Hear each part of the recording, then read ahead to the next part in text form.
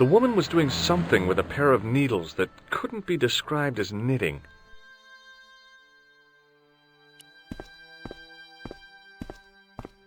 Oh, hi.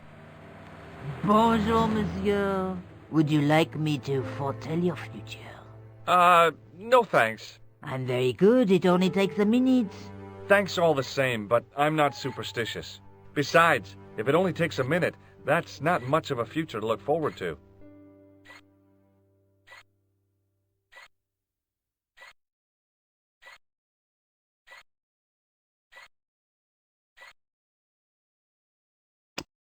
What do you make of this tool? Is it something a dentist would use? No, it's for raising manhole covers. Formidable. Do you recognize this nose? No, monsieur. What can you tell me about this tissue? Nothing. What can you tell me about this material? It's a very expensive piece of cloth, monsieur. I've changed my mind. Will you tell my fortune? You're going on a long journey. My, oh my. What a surprise. Can you tell me anything I don't already know? How does this fortune-telling routine work? If I knew that, I wouldn't be selling flowers for a living. Haven't you ever wondered why you were blessed with the gift? Well, it's a bit like satellite television, I suppose. Some of us are born with a built-in receiver dish. I just happen to be one of the lucky ones. Can you really foretell the future? Only time will tell, monsieur. The strange thing is, I can't seem to see myself in the future. Other people, I have no problem. But when I try to see what might happen to me, nothing. That must be scary. Maybe. I figure it's a kind of natural safety mechanism. Either that, or I don't have a future. Are the flowers for sale? Oui, monsieur. Okay. I'll take a bunch of those white ones. I wouldn't do that if I was you. No? They are lilies, monsieur. Some people associate them with death. Yikes. Well, thanks for telling me. What other flowers do you have? Dahlias? What do they signify? Insecurity? I don't want to give her the wrong idea about me. What about the tall yellow ones? Those are iris, the flame of passion. And the little yellow ones? Sensuality. Well, they're no use to me. I want to make an impression, not jump down her throat. Do you know a young woman called Nico Collard? Yes, I do. She lives upstairs from me in the apartment block across the street. The door isn't locked, but you'll need to give it a gentle nudge. It sticks, you see, because of the damp. The landlord said he'd fix it before winter sets in. He's been saying that for 3 years. How long has Mademoiselle Collard lived here? A few months. She's in for a shock when the cold weather comes. Drafty windows, insufficient heating. It's a struggle to keep warm. The only reason I stay is because the rent is cheap. Your young lady, she deserves better. I thought Mademoiselle Collard was a successful photographer. Not as successful as she makes out for all her fine clothes. Oh, I've heard her crying herself to sleep at night. That's awful. Now don't you let on that I've told you. She's proud, that one. Too proud, if you ask me. Have you seen anyone out here watching Mademoiselle Collard's apartment? Yes, I have. A strange man. Tall and thin as a broomstick. He kept his face hidden, but I saw his eyes peering from evil little slits. How was he dressed? A long brown raincoat with an hat. Or like Humphrey Bogart?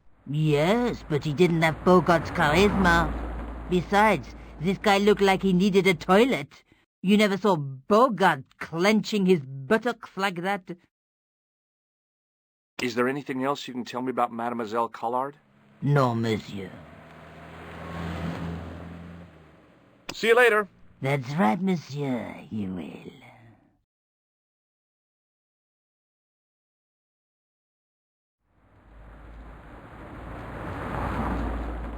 It was the door to Nico's apartment.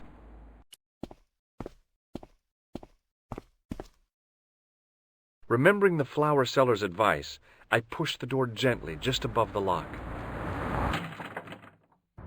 Hi. Bonjour. I'm glad you could make it, monsieur. Please, call me George. Fine. I'm Nicole. Take a seat, George.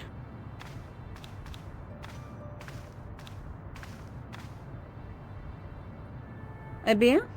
And what have you been up to? I've been exploring the sewers underneath the cafe. I thought I could smell something bad. The clown used the sewer to escape and to change out of his costume. I guess he was in a hurry. He left his jacket behind. And? I got his tailor's phone number. You had better luck than I did. Luck, she said. Luck. Hard work, I'd call it. What happened? My editor told me to drop this story. Can you believe it? But you're not going to do that. Oh, no. I'm going to find out what's behind these killings. It just doesn't add up. It almost feels like some sort of conspiracy. The police in 3 different countries have kept very quiet about the murders. The press don't connect them at all. They blame them on political, religious, or militant minority extremists. Well, that covers just about everyone.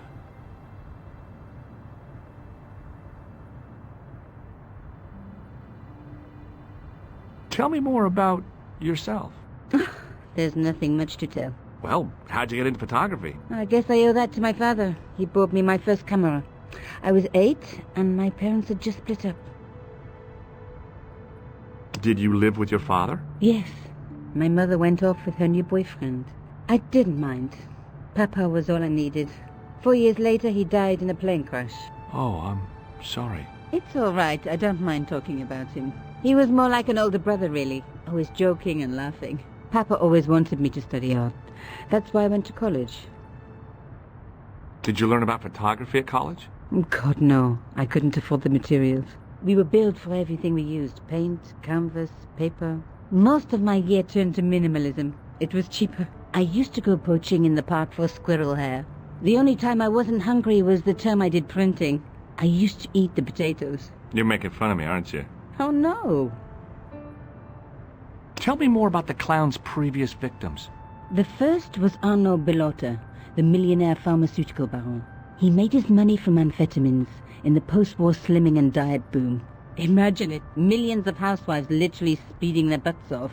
The only witness in the case was his Filipino au pair. She swears he was lured to his death by a snowman.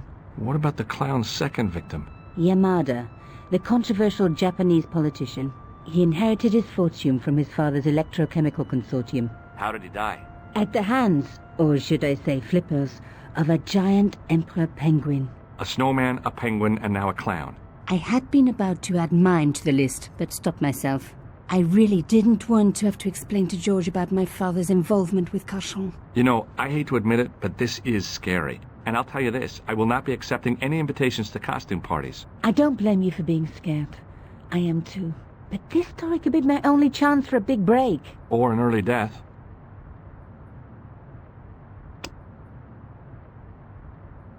This is the tool I used to get into the sewers. Fascinating, George. You're not interested, are you? Oh, of course I am. I think it was very brave of you to go down those sewers. Yeah? Well, it was kind of scary, but, well, I had a job to do. I found this false nose in the sewer.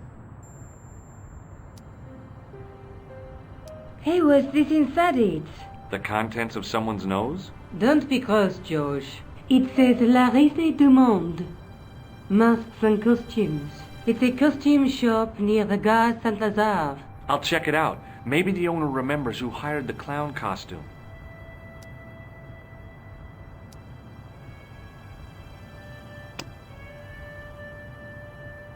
I found this tissue down the sewer.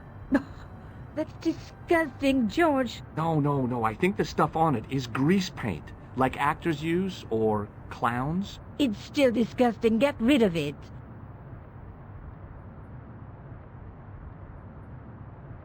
I found a piece of material near the cafe. When I showed it to the concierge, he recognized it right away. It's very distinctive, all right. Just wait until you see this. I developed the film I shot at the cafe. Here, George. It's an enlargement I made. Look what that guy's wearing. Checkered pants. The same material as I found in the sewer. That's right.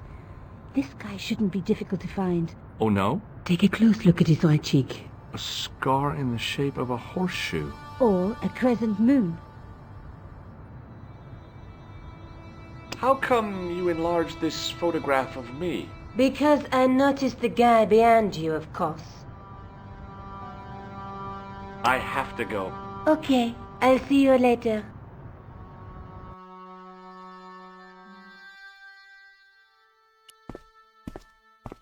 Oh, hi. Bonjour, monsieur. How's your girlfriend? She's not my girlfriend. Maybe not yet, but I see your paths entwined in the future. I doubt it. Do you recognize the man in this photograph? Oh, what a hunk. He's a killer. I can see that. His eyes say it all. See you later. That's right, monsieur, you will.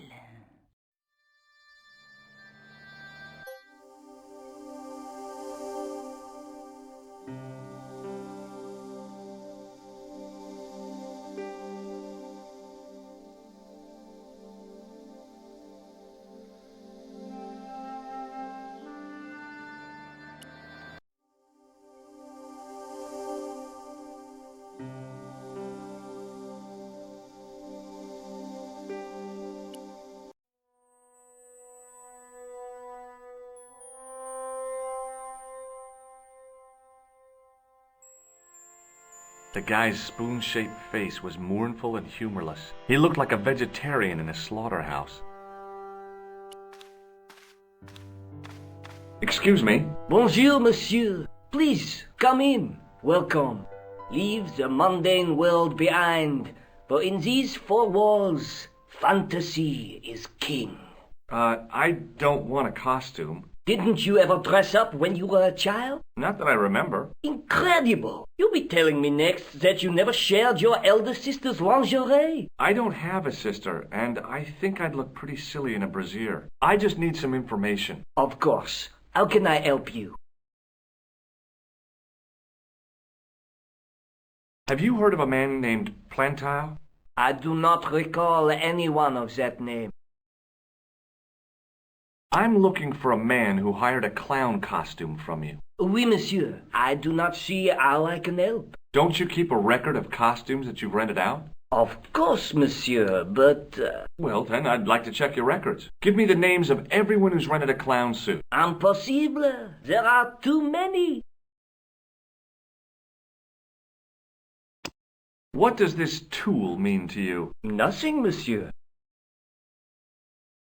Does this dirty tissue mean anything to you? Let me smell that.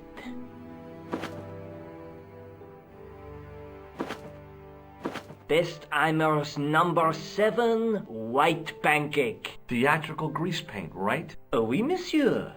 La crème de la crème of Thespian accoutrement. Have you sold any of it recently? Yes, 2 cans. Do you want this red nose back? Not after it's been worn, thank you. Do you recognize this man? Ah oui, he was here this morning. That is the man to whom I sold the grease paint. I remember the scar on his face. He chose 2 costumes, Bozo the clown and Seamus the pixie. A pixie? Very smart. Green silk with a taffeta lining. He gave me his name as Monsieur Khan. Thanks for your help, buddy. My pleasure, monsieur. Allow me to shake you by the hand. Huh? Well, okay.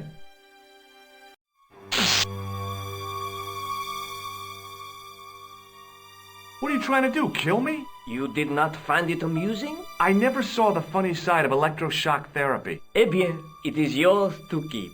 A gift? Do I need a license? No, but I give you a word of warning, monsieur.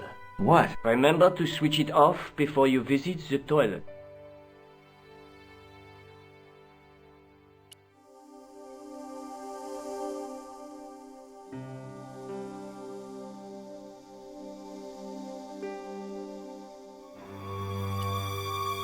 It was the shake and shock buzzer I'd been given by the man in the costume shop.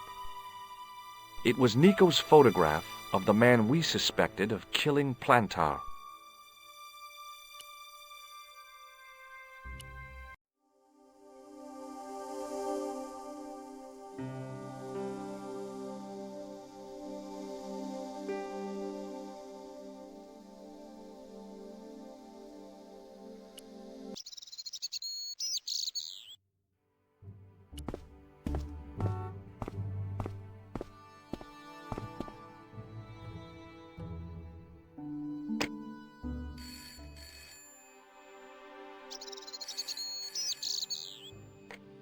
Hello?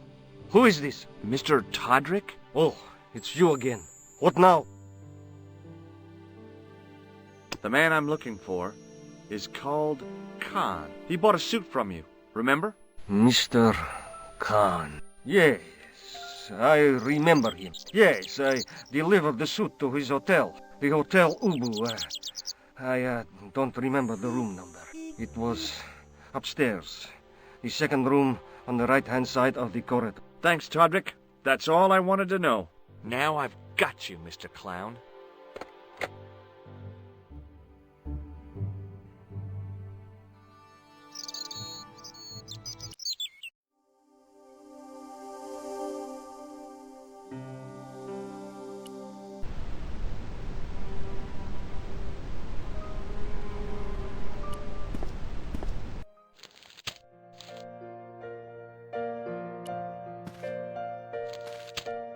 Just a minute, monsieur. What's your problem? No problem, if you cooperate. What do you want? Just a routine security check. Nothing to worry yourself about. Oh, well, all right. Search him, Flap. You bet. Hey, knock it off. Get off, you big ape. Nothing, Guido. Zilch. Our apologies, monsieur. What? I had to report you to the authorities. Round here, we are the authorities. You want I should break his arms? No. Let him go, Flap. The man looked like an amiable Bigfoot. The guy looked just like a weasel. Get lost, creep. Oh, yeah? And what if I don't? What if I call the cops? First, I break your arms at the elbows and wrists. Then, when you recover consciousness, I break your fingers. There's just one flaw in your plans, ape-man. What's that? It's broad daylight. I don't think even you would assault me on a busy street. Of course, this tranquil square at the end of a cul-de-sac. This isolated corner of Paris that hasn't seen a street sweeper's brush since VE Day. This would be just about perfect for a mugging. Pardon me, I'm about to get very lost. Hey, Shorty, I didn't think much of your trick, little man. I don't know what you're looking for, but you picked on the wrong guy. Maybe you'll spread the word around the sewers. George Stobbart is on the case. That's Stobbart. 2 B's and 2 T's. It sounded impressive to me, but the weasel didn't seem to share my enthusiasm. Still, I figured he'd think twice before gunning me down in the street in cold blood. I do not like your tone. Oh, yeah? And what are you going to do about it? If you do not go away, I will gun you down in cold blood, right here in the street, without thinking twice about it.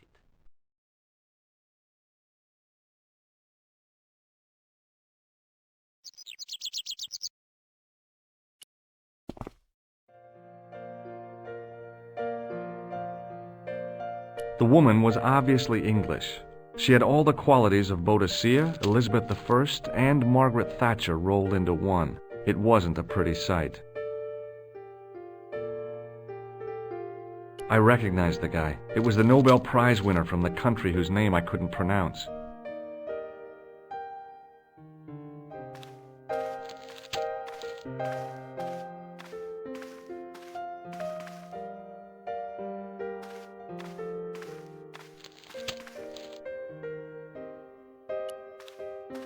It was the register of guests staying at the hotel. The clerk wore a disdainful expression like he'd been born with it. I want some information. Who are you? The police? I'm conducting a private investigation. Ah, I know only too well what you mean. That is one of the drawbacks of the catering business. When people book into an hotel, they leave their morals at home, no? I've just been manhandled by a gorilla. Yes? I do not see any signs of a gorilla. No, not a real gorilla. It was a guy who looked like a gorilla. It happened right out front of this building. Let me get this quite clear. Are you complaining or bragging? I want to know what you're going to do about it. The scrawny one has a gun. I suggest you contact the police. Can't you do anything about them? What goes on in the streets of Paris is hardly my responsibility.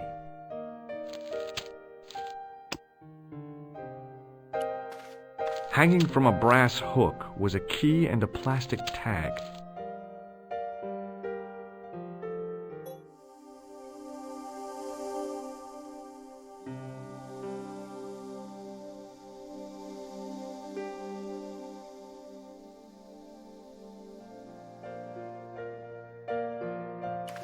What now, monsieur? Do you have a guest by the name of Khan?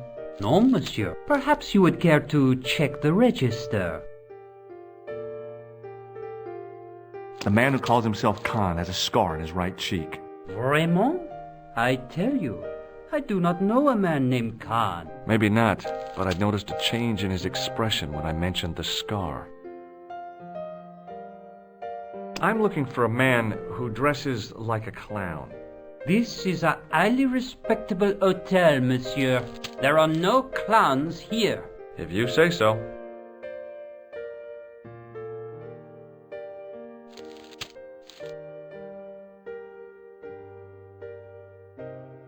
Do you know a man named Plantar?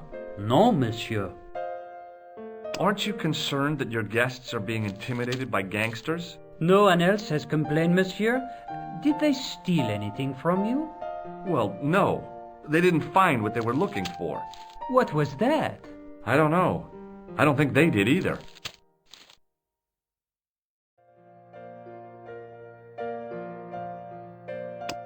What do you make of this tool? Stunning, monsieur. I bet you handle it like a professional. Do you recognize this red nose? No, monsieur. Do you recognize the man in this photograph? Yes, monsieur. That man is one of our guests. What name? I cannot tell you that. What do you make of this tissue? Do you wish me to dispose of it for you, monsieur? Hey, no! It could be useful. I'm holding on to this. As you wish, monsieur. Perhaps you would like a little plastic baggie to keep it in? Nah, it's fine the way it is. Hey, shake my hand. I'd rather not, monsieur. I'm still sore from the shock administered by one of the guests. He was secretly concealing an electrical device in the palm of his hand. Practical jokes are so puerile, don't you think? Oh, yeah, sure.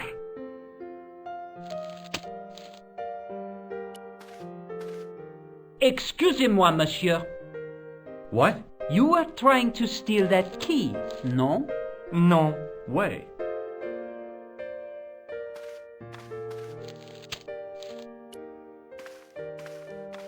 There was no one registered under the name of Khan. If the killer was staying here, he'd used a different pseudonym.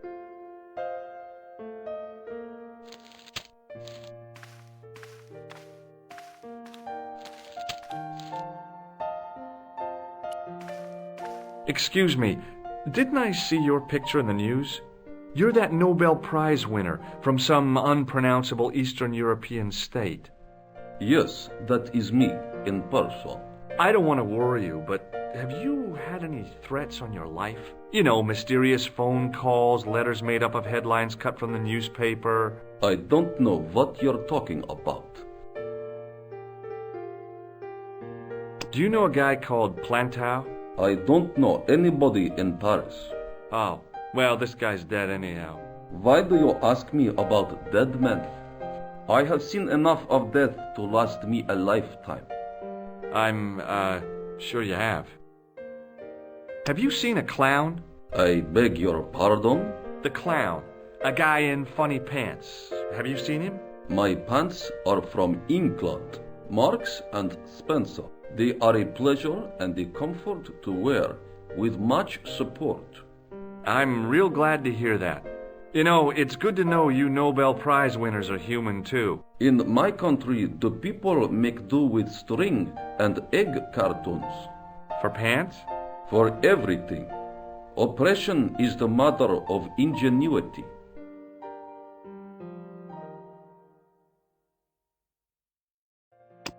Have you any idea what this tool might be used for? I cannot guess. Would it mean anything if I told you it was for lifting drain covers? Such technology fills me with wonder. What does this clown's nose suggest to you? In my country, we have no use for clowns. I'm glad to hear it. They were dealt with most severely in the last cultural cleansing. What about the mimes? Did you get them too? All gone. Our streets are mime-free. Sounds like heaven. Does this goo-smeared tissue mean anything to you? No, it doesn't.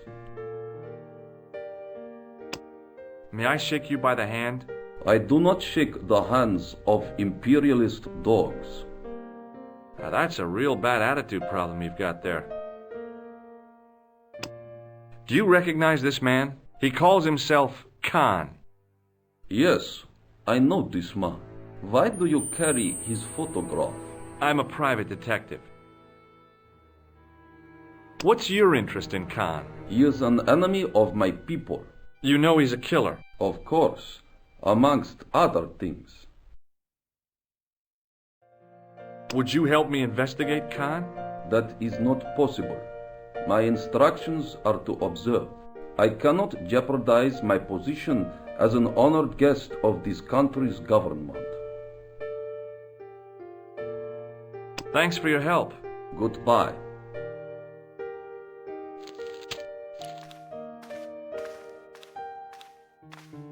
Hi there, ma'am. Well, hello. What can I do for you? I'm looking for a man. You disappoint me, my dear. For one foolish moment I thought... But never mind. Aren't you going to tell me your name? George Stobbart, ma'am. How sweet! I once had a stable boy called George. I am Lady Piermont. The common reaction is to kneel and stutter, but it's not obligatory. A real lady? I mean, you're an honest-to-God aristocrat? Oh, I don't know about that. Few of my ancestors are honest, not even to God. I can trace my family back to the Normans, but don't let that intimidate you, George. Beneath that impressive pedigree, I'm just flesh and blood. The blood may be blue, but the flesh is the plump beef of old England, so to speak. You appear distracted, George. Is there any way I can help you?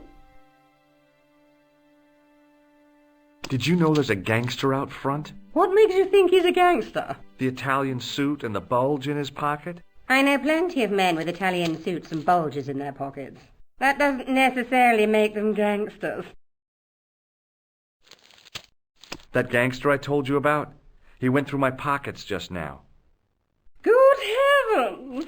One never knows what to expect in foreign parts. Thank you for the warning, young man. I shall hide my credit cards in my underwear. Are you here in Paris on vacation? No, darling, I'm on holiday. I needed to get away after Algy's funeral. I didn't realize you were mourning the loss of a loved one. I'm not. He was my husband. I'm sorry to hear about your husband's death. You wouldn't be if you knew him, my dear. It gave me the opportunity to take a well-deserved holiday. Daphne suggested a change of scenery. Paris, she said. A wild romance is just what you need to take your mind off the inquest. Well, the closest I came to romance was being wooed by a drunken Breton chef. I must say I was disappointed with his coq au vin. Not at all what I was expecting. I was thinking of cutting my holiday short, packing my bags and heading back to Hemel Hempstead. That was until last night. What happened to you last night? I was stricken, Mr. Stobbart. Cupid's arrow has cleft my bosom. They couldn't really miss. It was just as I'd always imagined it should be. The intimacy of candlelight, romantic music tinkling across the room, and then a stranger's glance. Those brooding eyes, that suave manner, those tight trousers. He was the man I'd been waiting for all my life. I'm glad he finally turned up after all these years. Ah, but it wasn't to be. He was merely toying with my affections. And if I ever catch up with him, he's dead. Who was the guy who led you on? His name is Merlin.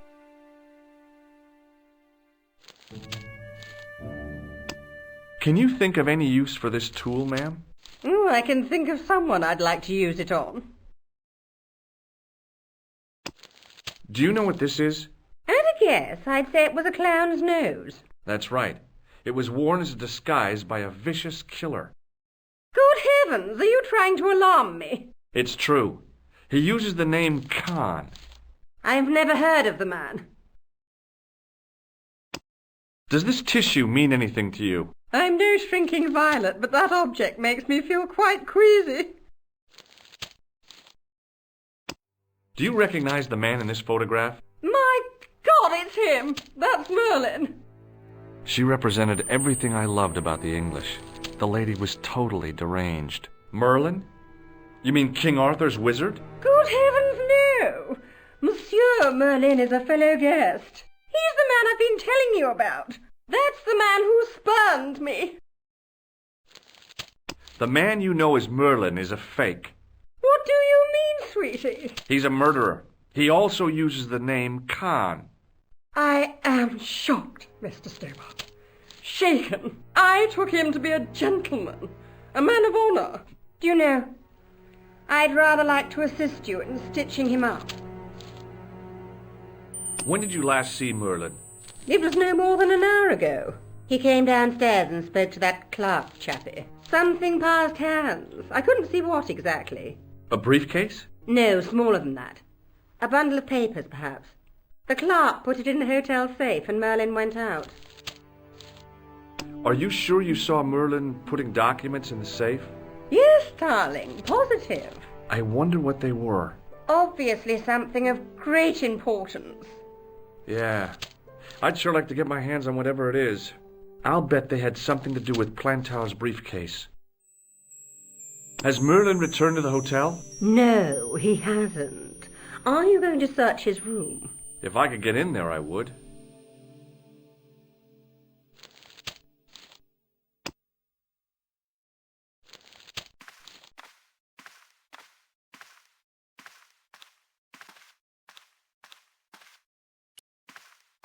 There was no one registered under the name of Khan, but the name in the book for room 22 was Merlin. What now, monsieur? I'd like to retrieve something from your safe. Ah, oui, monsieur. May I see some form of identification? Like what? A driving license, perhaps? I don't drive. Your passport? I don't have it with me. I could show you my operation scar. I'm sorry, monsieur. I must have some form of unique ID. You won't find a more unique ID than my scar. I'm sorry. I must insist on a more traditional identification. Rats. About the key hanging on the hook over there. Oui, monsieur. Which room is it for? Number 21. Is that room taken? No. The guests checked out this morning. I'd like to check into room 21. That is not possible. How come? You said it was vacant. It is reserved for another guest. Rats. No, monsieur. Dutch. I believe Khan, the man with the scar, is also known as Merlin, the man who has taken room 22. What of it? What do you want? Access to his room. Do you have a license, monsieur? Huh? A private investigator's license? Well, not exactly, but I can explain everything. I am sorry, but without credentials, I cannot help. I insist you give me the key to Merlin's room. I cannot do that, monsieur. This guy Merlin is a menace. So you say, monsieur. He's not only a danger to society, but to your guests as well. He has toyed with the affections of Lady Piermont. Ciel! Are there no depths to which he will not sink? Precisely. He's already killed once, twice, maybe as many as 3 times. With your help, I just might be able to stop him. But what if he finds out I have helped you? No, I cannot do it.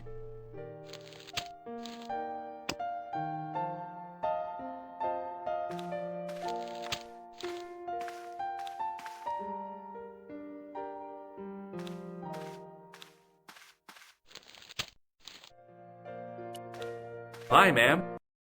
Hello, George. What can I do for you now?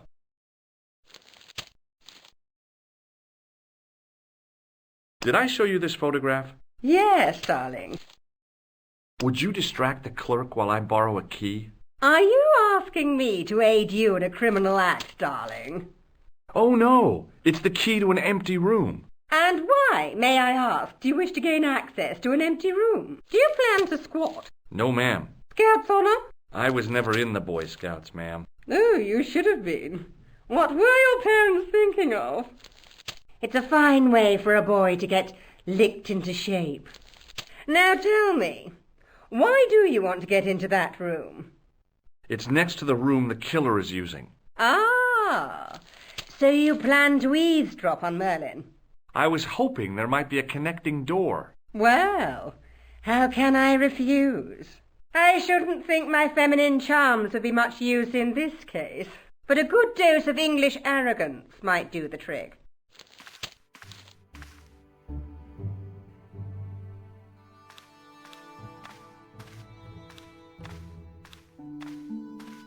I say! You there? Flunky! Oui, madame. Listen carefully. You do understand English, don't you? But of course, madame. Good. I wish to deposit some jewellery for safekeeping. I understand. Are you quite certain? Oh, bien sûr, madame.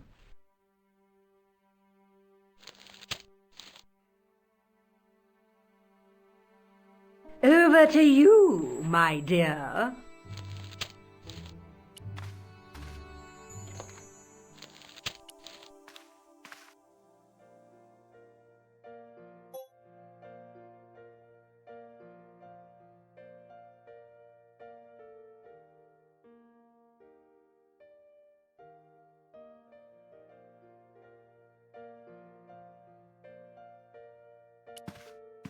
The sign on the door read 21.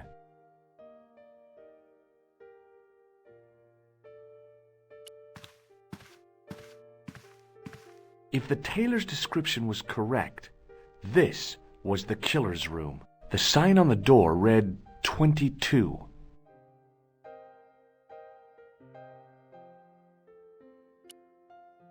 It was a key ring bearing one large brass key and a tag which read Hotel Ubu.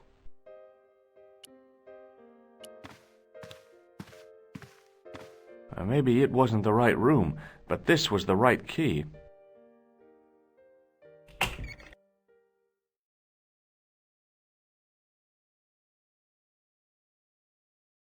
It was a massive mahogany wardrobe.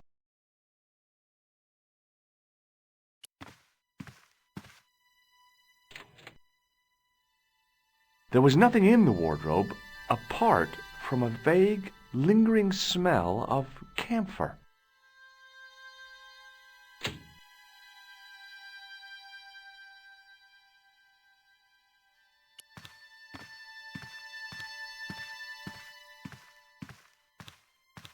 A cabinet stood beside the bed.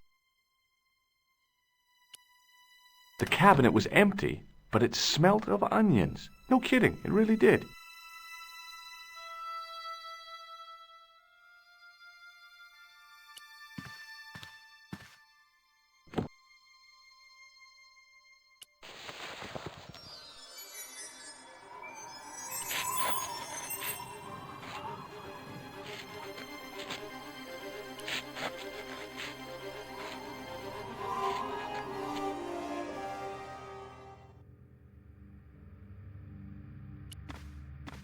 The cabinet had no drawers, just a single door.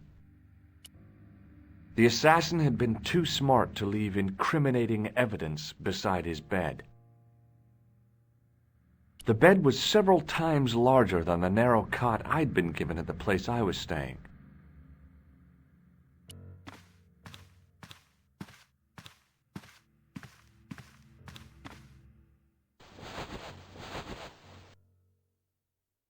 The bed was freshly made, and the crisp white sheets told me nothing about the killer's habits.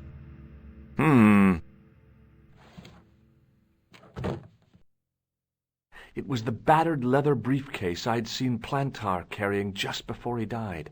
I searched the interior of the briefcase, but, as I'd half expected, it was empty.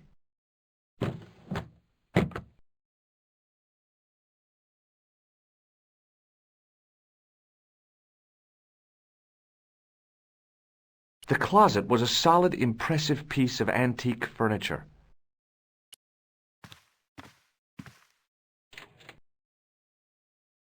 The closet was a solid, impressive piece of antique furniture.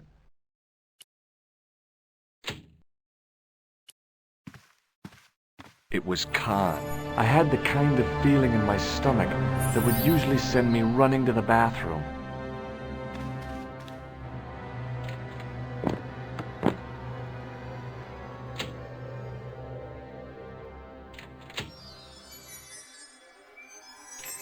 As Khan opened the wardrobe, I was sure I was dead. But he grabbed his pants quickly and didn't even see me. I didn't usually spy on men getting changed. But this guy was a killer, and I didn't want any surprises. He left his checkered pants on the bed.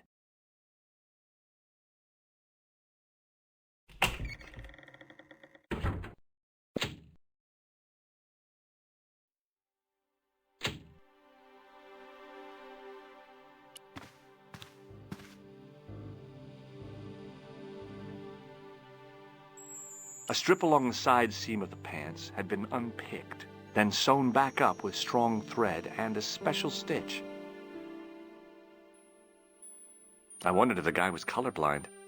I had that kind of feeling you only get from searching still warm pants. There was nothing in the pocket. There was no bulge in the pocket.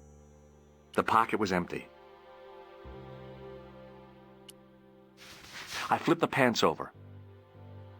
I tried not to think that the assassin's butt had just been in here. I found nothing in the pocket. It looked like there could be something in this pocket. I found an ordinary matchbook. No matches, no clues. But as I pulled it from the pocket, a strong thread came with it. A thread with a metal tag on the end. I pulled on the metal tag and the thread came out of the pants. It was like pulling out a ripcord. The pocket was empty.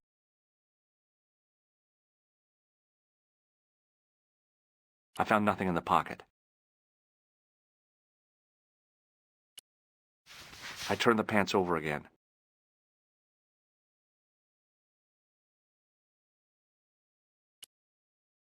I searched the pocket gingerly and found a pass card. It read, Thomas Merlin, Gruber Electronics Corporation. There was nothing in the pocket. The pocket was empty.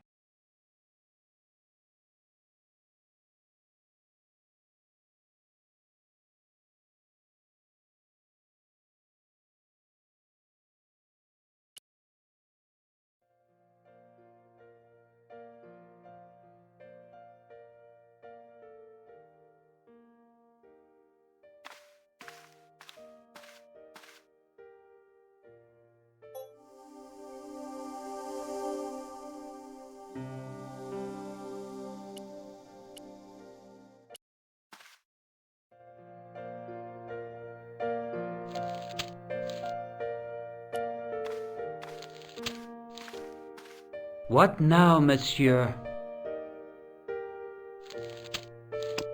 Does this pass mean anything to you? That is Monsieur Merlin's property. That's right. Merlin the murderer.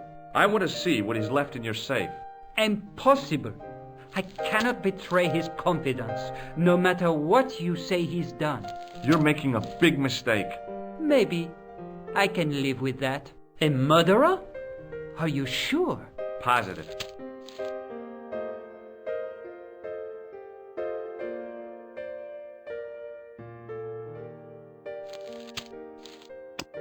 Does this matchbook mean anything to you? No, monsieur.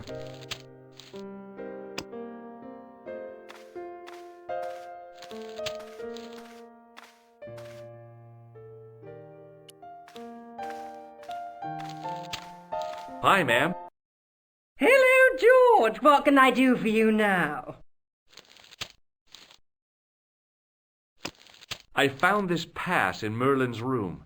So, that deceitful little man is passing himself off as an electrician, is he? Uh-huh. This guy probably has a million faces. I showed the pass to the clerk, hoping he'd give me Merlin's papers, but he wouldn't buy it. He's too scared. I'll give him something to be scared of. Follow me, George!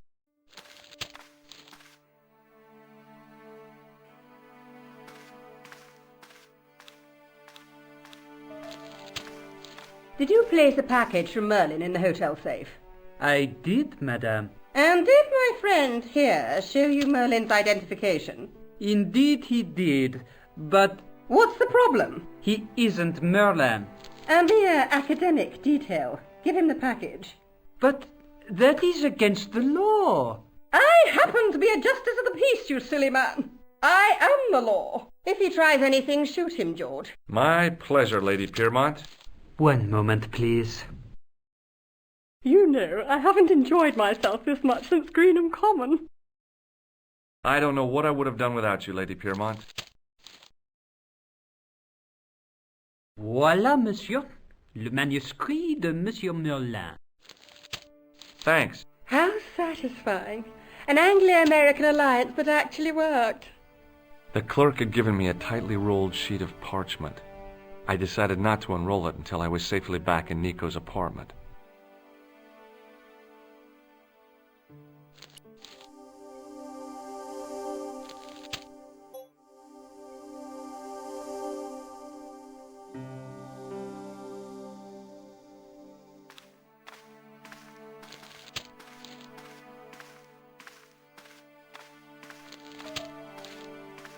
I couldn't leave the hotel with the manuscript. It was probably what those thugs were looking for.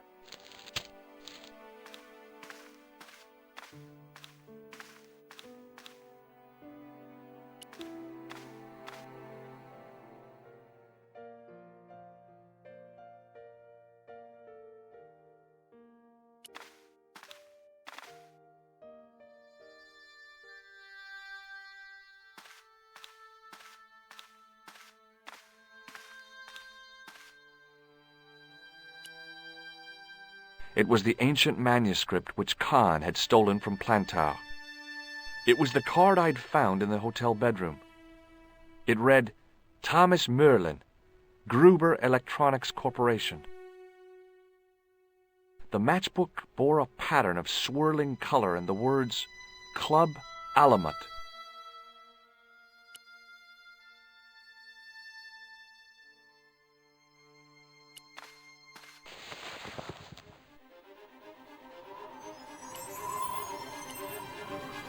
I knew this was no way to treat an ancient manuscript, but I couldn't let it fall into the hands of the goons waiting outside.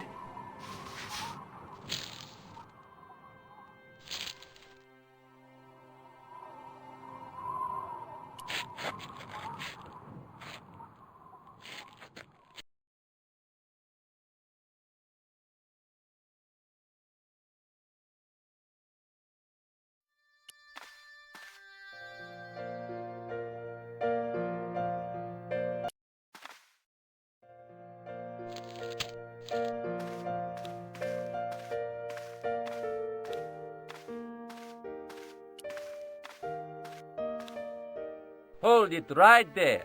Search him again, Flap. Nothing, Guido. Okay, let him go.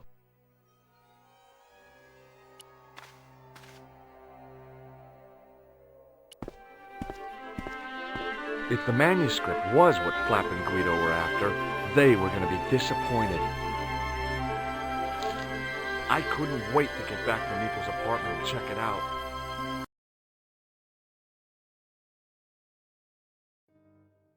Hi, how are you? Oh, hi. Come in, George.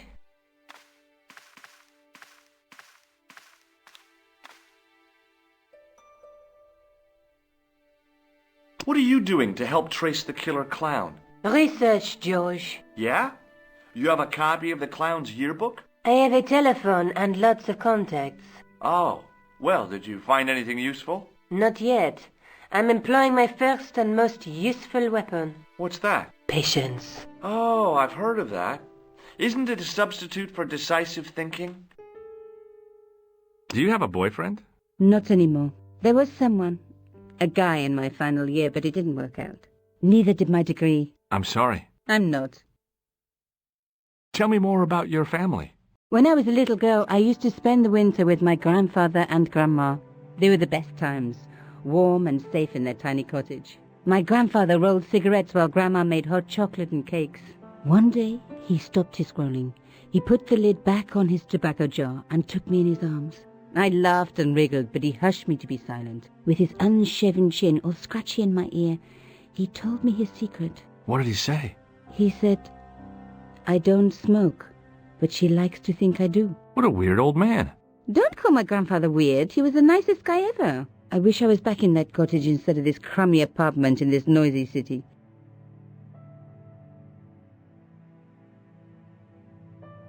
Hey, Nico, shake hands with me. No chance, Buster. I found this matchbook in the killer's hotel room. It's from the Club Alamut. Never heard of it. Is there anything written inside it? No, what were you expecting? If this was a movie, there'd be a clue. A name or an address. That's no use. There aren't even any matches in it. Oh well, I'll keep it as a souvenir. I found this in the killer's room. What is it? A credit card? ID, Thomas Merlin, of the Gruber Electronics Corporation. Never heard of him or the company. You're just not going to believe what I've found. It's not another part of the clown's costume, is it? It's a medieval manuscript. Khan left it in the safe at the Ubu. It's incredible. Is this what he took from Plantark? It could be, which means it's worth enough to kill for.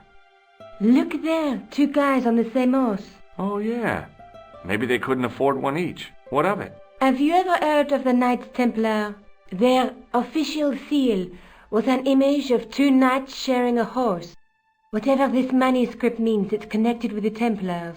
How come you know about these knights? I learned about them while writing an article on the Crusades.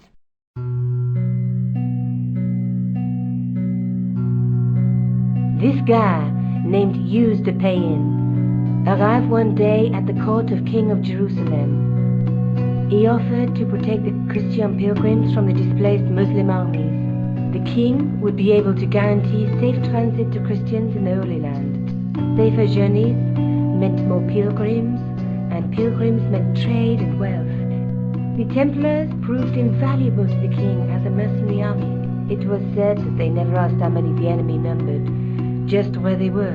And as the years went by, the Templars grew in wealth and numbers. They were so rich, even kings came to them for loans. But at the height of their power, they fell foul of the King of France. He rounded them up and turned them over to the Inquisition. Thousands of Templars were subject to torture and confessed to heresy. Of course, at the hands of the Inquisition, there wasn't much they wouldn't confess to. The last Grand Master Jacques de Molay was burned alive. Jeez. So the treasure is hidden, waiting to be discovered? If there ever was a treasure, it's been lost for 600 years. Anyway, We're supposed to be investigating a serial killer, not a medieval treasure trove. But maybe that's what the clown and his accomplices are after. Maybe this manuscript is the key. You'd better leave it here for safekeeping. Let's take another look at the manuscript.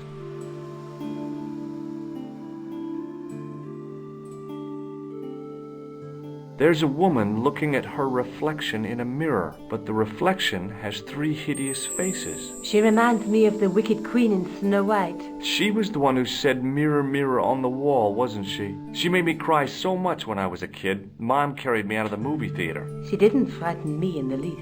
Like I said, I was only a kid. I didn't like the crocodile in Peter Pan either.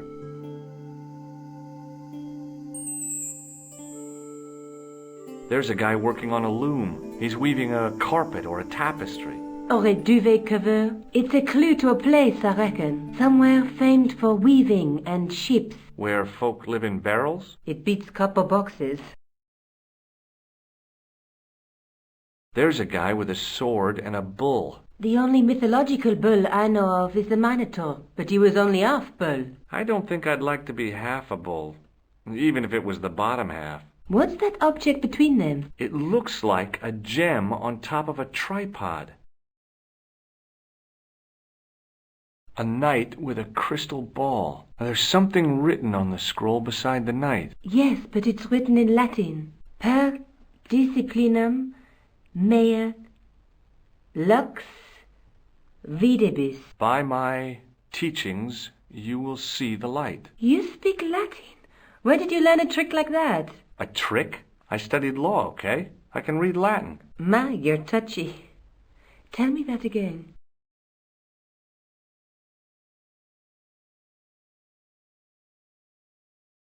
Look there, 2 guys on the same horse. Let's face it, we need help, George. Someone who knows about these things. Who do you suggest? Indiana Jones? I know a guy who specializes in medieval studies. His name is Lobineau. Huh.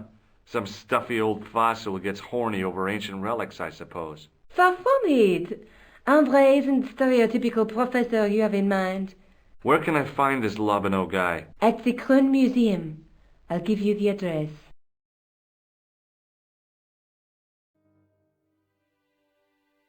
Are you sure you've never heard of Thomas Merlin? Positive.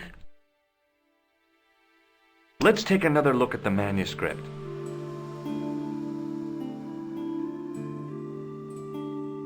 There's a woman looking at her reflection in a mirror, but the reflection has 3 hideous faces. There's a guy working on a loom. There's a guy with a sword and a bull. Between them is a gem supported by a tripod. A knight with a crystal ball. The knight's scroll bears a phrase in Latin. Through my teachings, you will be enlightened. Look there, 2 guys on the same horse. I have to go. Okay. Don't forget to look for Lobineau at the Kroon Museum.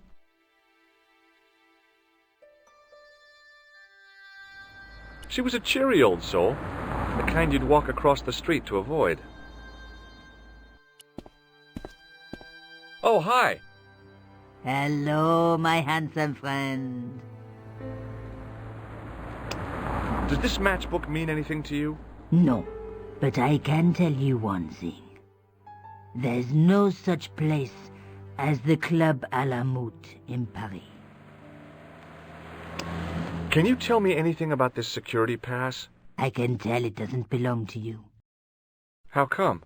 Give me some credit. If you're an electrician, I'll eat my antihistamines. You're a remarkably talented lady. See you later. That's right, monsieur, you will.